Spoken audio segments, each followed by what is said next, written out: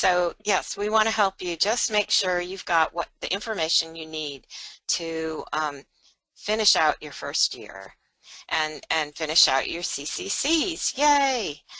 So what do I need to make certain what to do? So we have some ASHA guidelines, and this is just a summary, and it's all up on their website, but just in case, make sure to remember that the paperwork is ultimately your responsibility. You have a CF supervisor, but in the end, it falls on you to make sure you've got everything together that you need. So we always say follow up, follow up, follow up. Just go through those, look at the website, go through those steps and make sure that you've got everything. So, and of course, who should you follow up with? First of all, your supervisor, anything from ASHA. And when you get ready to send things, make sure that you send a return receipt, like some kind of trackable mail or certifiable mail. Or it's not so important that you have someone sign off as it is just that you can track it and say it actually got delivered. And you always want to make copies of anything you send in, because occasionally things get lost. Rarely, but occasionally. So you always want to say, oh, I've got a copy of that just in case something gets lost for either ASHA or for your state. Okay, so getting your CF approved, here's the link that will help you just kind of work through the final stages of getting things approved. And then there's always a clinical fellow skills inventory, and you should have been filling this out during like 3 times during the school year, and it's on the ASHA website. If you haven't ever seen it before, then you need to be worried. But most of us have done, the first third of it, and then the second third, and now we're working on finishing out the third segment. And in that final segment, you must have a 3 or above on the identified core skills. So most of us have seen a gain, like you might start out below 3, but you see as you develop skills throughout the year, you should see those scores go up. The clinical fellowship is no less than 36 weeks of full-time work experience. So obviously if you work part-time, it's going to be spread out longer. If you worked full-time and then part-time and then full-time, there are all kinds of situations that you need to work through. And the best thing is to work with your supervisor, your CF supervisor, and ASHA to figure out if you have enough weeks. And there are a lot of different situations and scenarios. So most of the time in a situation like this, we're not going to go into all of those. We just want you to double check. And several times I've done a number of CFs in my past, and several times I have called in to ASHA and just talked through what our situation was to get guidelines. It is true that the supervisor should hold their CCC during the entire CF supervision, and when Cobb Pediatrics assigns a supervisor for the CF, we double check, we make sure that happens. But some of you may have a supervisor from your school district, and so you want to double check there. We can't account for those kind of situations, but and I'm very sad to say I worked with an SLP whose supervisor let their CCC lapse at a point in the school year, and she had to redo a bunch. So you want to make sure to double check all those things. Okay, and then of course you have to do an application for membership and certification, and you need to submit it now if you haven't already. There can be a lag time. You can wait until the end, but now you need to do it. The SLP CF report and rating form must be submitted anytime you have a change in your mentor, your location, or your hours per week. So just go back and think about that. Did you have any kind of change where you had to do that? Most of the time we're on top of that, but sometimes you need to go back and kind of think that through. If you switch jobs. Everything has to be filled in, and sometimes we've had reports come back because they didn't fill in the dates correctly, like they didn't put 05 instead of 5 for me. But you just need to make sure that everything is filled out accordingly. So now is the time to be, what do I call it, concrete, sequential, or anal about, following step by step. A full-time SLP CF consists of a minimum of 35 hours per week, and you can see that equals 1,260 hours throughout the 36-week SLP CF. And you just need to go back and kind of double check those hours. Where there are a lot of holidays, did you have a break in service because you were ill, or did something happen? There are all kinds of scenarios or things that could have happened. And so sometimes we have people who don't quite have enough hours and have to carry it over to the next school year or do something in the summer. So just double check those hours. Best to do it with your supervisor, since they have to sign off. Let's see, if you look at that, at the form that has to be, the report form that has to be filled out, you'll notice that they mentioned 36 mentoring activities, 18 hours on-site, direct client contact, observations, and 18 other monitoring activities. And it does rely on you to keep track of that. I can say that as a CF supervisor, sometimes I did it for the SLP, but again, at the end, it all comes down to you, that you have to keep track of this information. And then if you have any kind of situation where you worked less than 5 hours per week, it can't be used. Hopefully we don't have that. And then recommendation, use black ink only. Make sure you print all information clearly so no one's going to have problems reading your information. Okay, sounds like a lot of stuff, but actually it's so important, because once you get that CCC, you do not want to let it go. You want to make sure that you've got all of it. Okay, so now we're moving on to state guidelines. Let me go back just a minute. Are there any questions about the ASHA guidelines and the CCC? And on our panel of managers, does anyone see anything you might want to mention that I didn't think to mention? Okay, so far we are okay. Okay, so let's go on to individual states. And again, the same thing, if you would just, type in a chat, raise your hand, just let us know if you have a question. We have our 3 managers here who can help us if we have questions about different guidelines.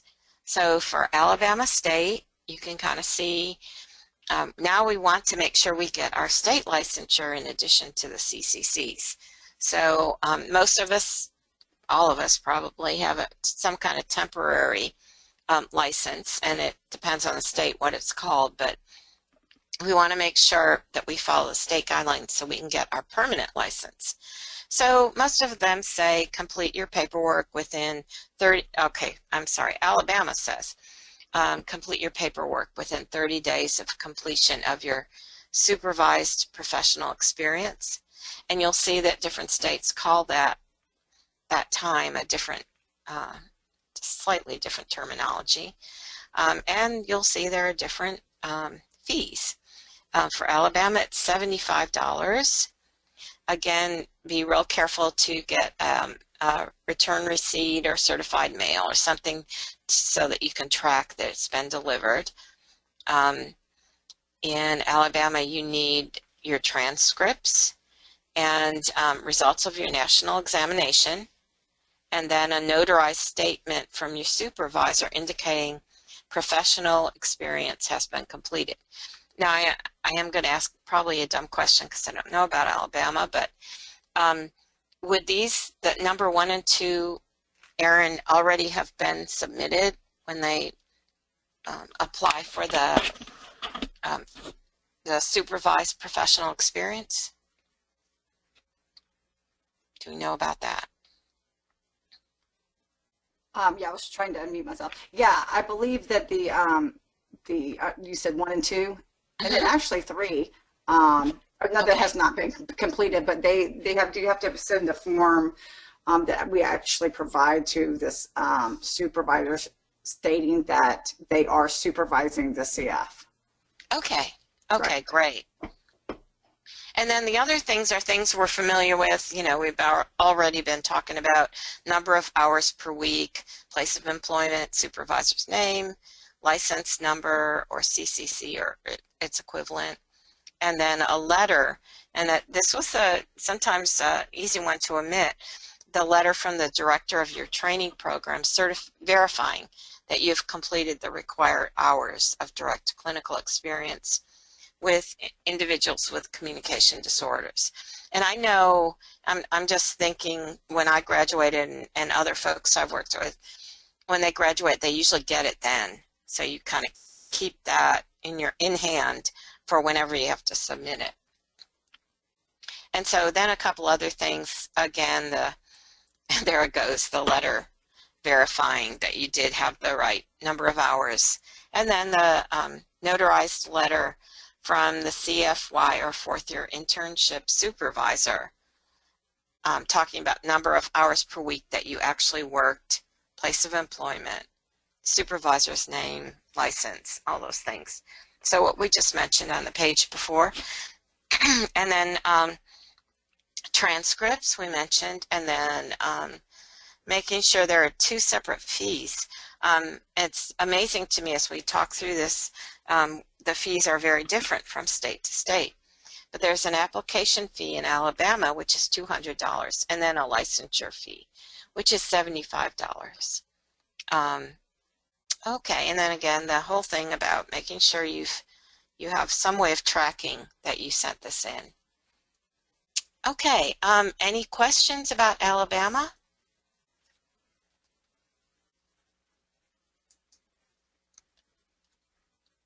If so, or if you come up with them after we've moved on, you know, you can still ask. We'll be glad to look at things until we're done.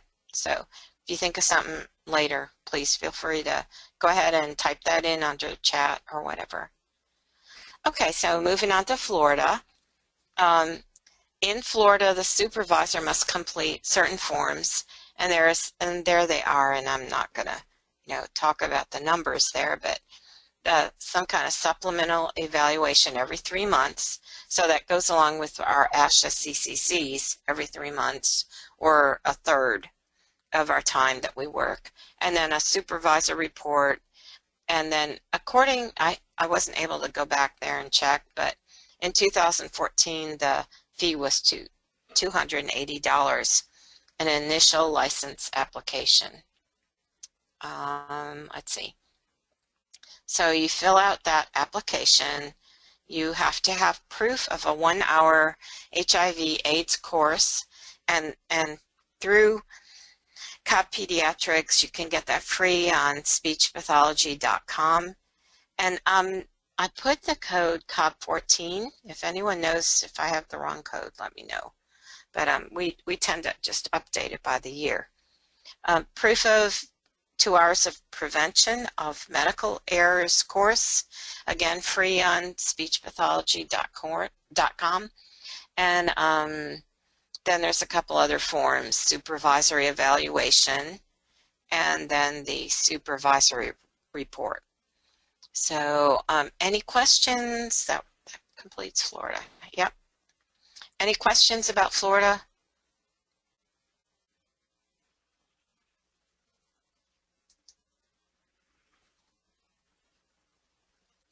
Okay, well, that's good. We probably, you've been dealing with it for a long time, so you know what they're asking for. Okay, Georgia. Georgia state guidelines should be sent to the Georgia Licensing Board within 14 days of completion of the PCE. There's the website.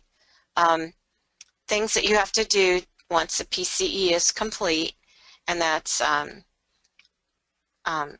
you need to fill out completion of the PCE with your supervisor, have it notarized, fill out your permanent license application, attach a check, which is usually $110, made out to the Georgia Board of Speech Language Pathology, and then have some kind of way of tracking, a receipt, whatever, that you sent it in.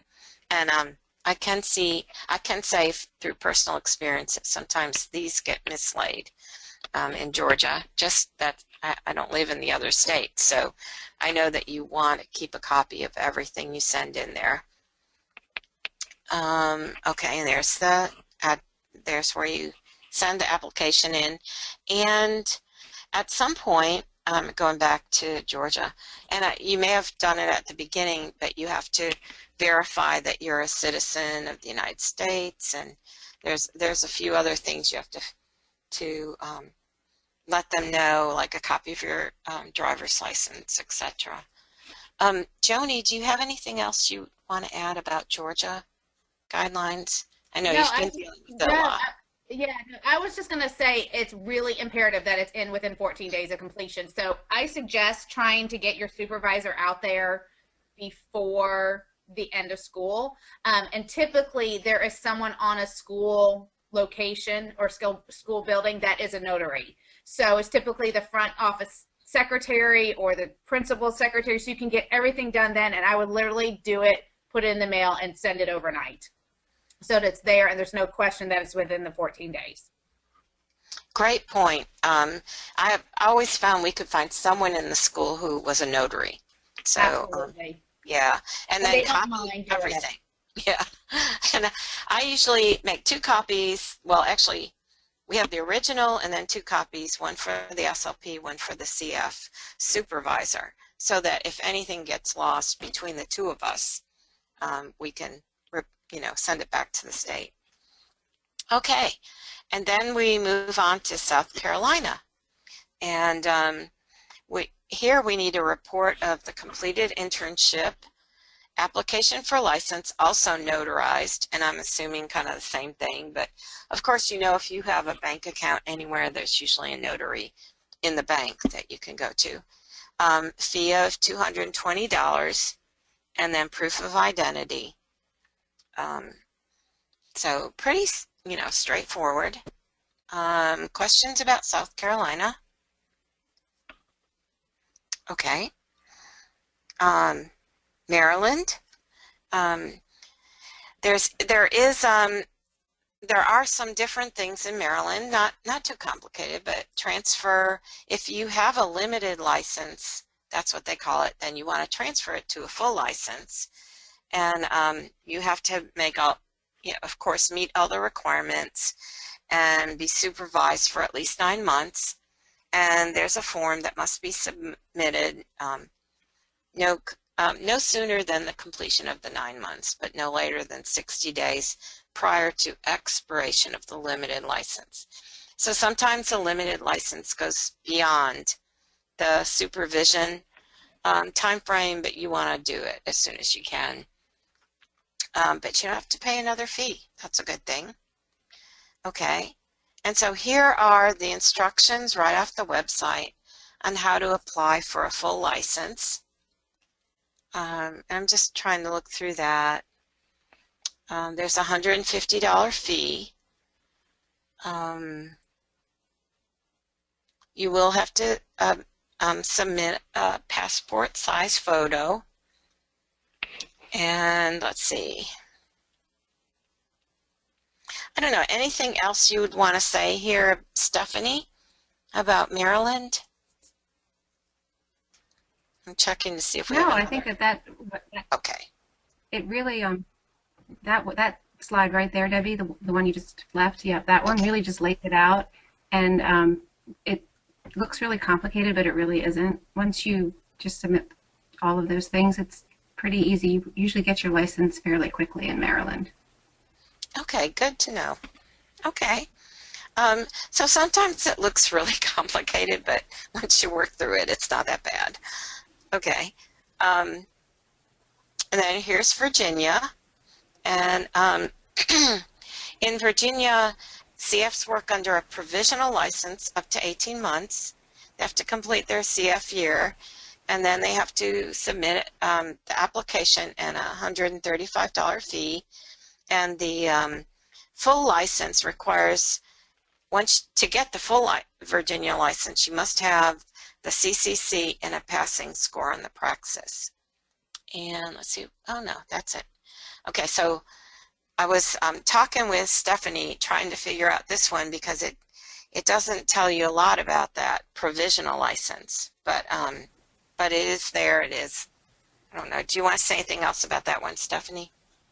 No, I mean, I think they're kind of lucky in Virginia. They get to have that provisional license for 18 months. It's kind of like the other state you were talking about. You can work beyond that 9-month period of your CF year, and it just gives you that time to make sure that you get all of that in and still be able to work. Great. It can get tricky, so that's good. And then we want to make sure you finish strong. Make sure all your documentation is complete, that you sign all the forms, you file all the files, you communicate with especially with your supervisor if there's anything questionable, communicate with ASHA, communicate with your state licensure board, just if there's any glitches somewhere. Ask others, what else can I do for you? Have a positive attitude. Hopefully that you're going to be able to finish, get through all of this, and then yay, you get to the summer. And we just had some ideas about what to do as you get ready for the summer. Think about organizing your materials for next year, maybe build some language units, surf those therapy websites, and see if you can get any good ideas from there. Build Trash to Treasure materials. We actually did not do Trash to Treasure in our webinar this year, but we are going to post it up on our website, not actually website, learning management system. We'll be telling you about that. We actually have, we are working on upgrading and expanding our opportunities for learning, and gaining CEUs and just having ideas to learn from about, therapy and all kinds of resources. So Trash to Treasure will be up there if you're not sure of what that is. But it's basically taking some everyday objects and using them in therapy, kind of building them into some of your language units or other things. So look for that. And then also your CPTS stipend expires July 31st. So you want to make sure you've used the money that you were provided, and then organize your files, computer files, flash drives, so that you are ready for beginning the next school year. Managers, any other thoughts about in the summer that you'd want to share?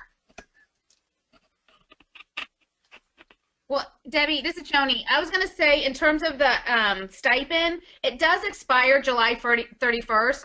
However, Vicki in the office really, really, really appreciates it if you use it by like mid-July, because she closes out the books July 31st for this school year. So if you can use it by beginning of July, mid-July, that would be great, so that your receipts can get in and you're reimbursed for your money. So, but that's a good time to kind of look back at the year and figure out how you can use your stipend money that you haven't used yet.